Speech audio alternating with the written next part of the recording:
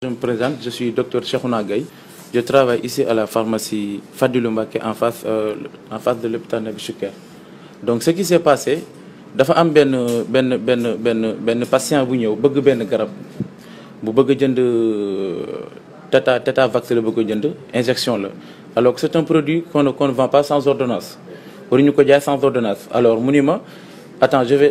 damay woote kër ga ñu envoyé ma ordonnance par WhatsApp. léegi bi mu génnee dugg si waat wanuma ba tey wanuma ordonnance man ko garab bi kenn du ko jaay sans ordonnance.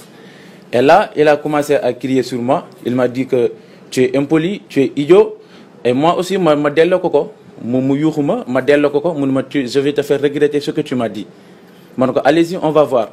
Après quelque temps après mu génn toog ba mu nekk ko alors que xaw ma woon ni commissaire la ndekete bi mu génnee mu woote police parcelle. bi mu wootee quelque temps après benn camion wàcce taxaw fi wàcce ay agent de police je ne sais pas agent de police leen xaw ma lan lañ ñu dugg ci pharmacie bi génne ma par la force. Et bi ñu duggee ci pharmacie bi ils m'ont menotté, ils m'ont fait sortir par la force, casser vitrine yi fi nekk voilà génn ma par la force yóbbu ma police nii la demee. Alors que dama ni ko rek garab bi kenn du ko jaay sans ordonnance mu traité ma n'importe lu nekk wax ma ko ma delloo ko mu ne ma je vais te faire regretter ce que tu m'as dit. Alors man ko c'est ce qu'on va voir. Après quelque temps après mu woote police ay agents yi ñoo fi génn ma par la force manote ma yóbbu ma. Alors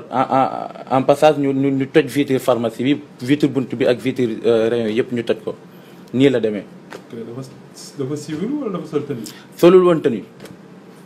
woon tenue civil la woon ñëw taxaw comme un patient qui a besoin d'un médicament alors que le médicament qu'il avait besoin on ne le sort pas sans ordonnance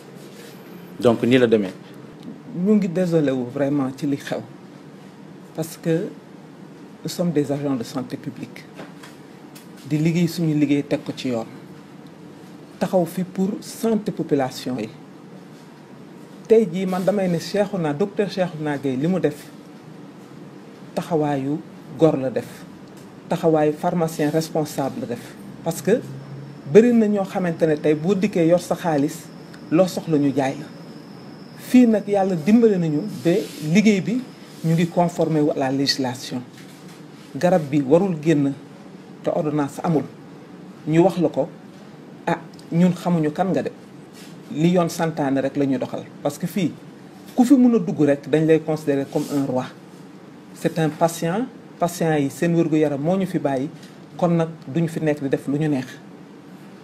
ordonnance bi bu ñëwul duñ la jaay garab loolu warul indi coow ba yow nga dem indi sa doole jël say alkaati jël say police bi nga xamante ne dafa war a nekk pour la sécurité publique pour la sécurité de population nga ñëw ci benn nit. xanaa benn policier sax xajul ci benn nit waxatumaa nag nga indi lu ëpp juróomi policier ñu dugg yàqate fii mais waxuma dara sax mais kii c'est un agent lui aussi assermenté le pharmacien c'est un agent assermenté donc du wax lu nekkul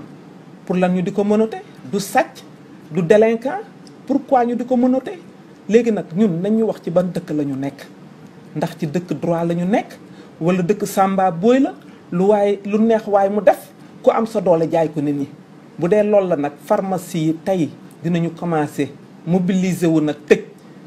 ministre de la santé syndicat ordre ñu war a mun a taxaw nag joxe un signal fort ba pharmaciens yi ñu delloo si leen li nga xam ne ñoo ko moom. Le monopole revient aux pharmaciens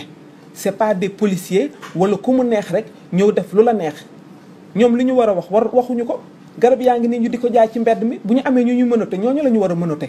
mais ki nga fekk bu nekk ci biir liggéeyukaayam du délinquant du sàcc chaque jour ñu agressé nit ñi fii chaque jour ñu gis fii ñoo xamante ne ñi liñ leen war a jàppee bëri nañ ay sàcc yaa ngi fi kenn defu leen dara ñu ñëw fekk une honnête personne koo xam ne tey bu ñuy wax ne dañuy citer un exemple ci yar ak ci discipline ak ci correction dañu naan Cheikhouna Gaye nit ku yaru la Cheikhouna taalibe la talul fu muy xeexe wala muy wax ju ñaaw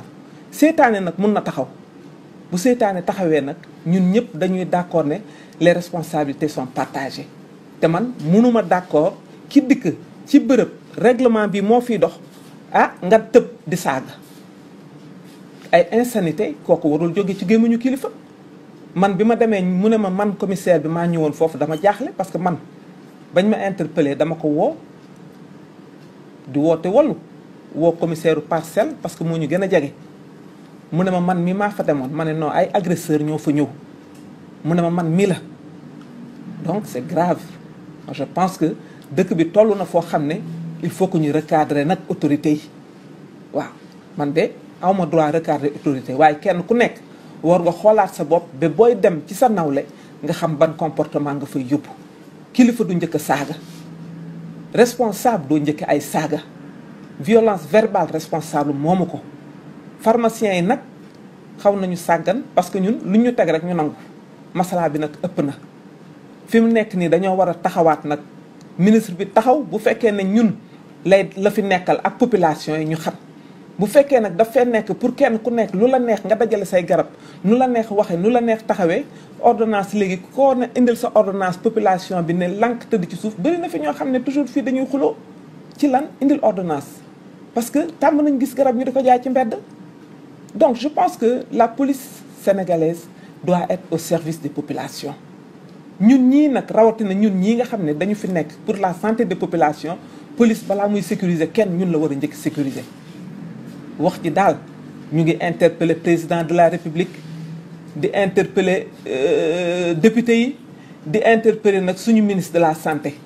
di interpeller le ministre de l'intérieur parce que nag lu ëpp tuuru ñun mënuñu fi nekk guddi duñu nelaw dañuy assurer une permanence pour la santé des populations ñu duñu agressé te ñi ñu war a couvrir ñi ñu war a sécuriser ñooy ñëw nag léegi duñu agressé naka ngay jàkkaarloo ak sa nawle ne ko da ngay fen njëkk ko saaga te nekk kilifaam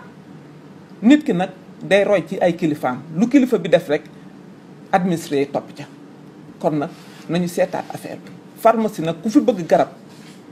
mu war a laaj ordonnance koo mun a doon dinañ la laaj ordonnance ak koo mun a doon nag ah dëkk bi de nañ ko seetaat de parce que fi mu jëm de ñax du fa sax te ñun nag taxaw nañu nag pour mobiliser nag du ñu jaay suba du ñu jaay gannaaw suba fii la ñuy taxaw di sitting ci buntu pharmacie bi suba la 15 août ba 3 jours daal danañu sitting ci buntu pharmacie bi ku ñu laaj ñu wax li ñu metti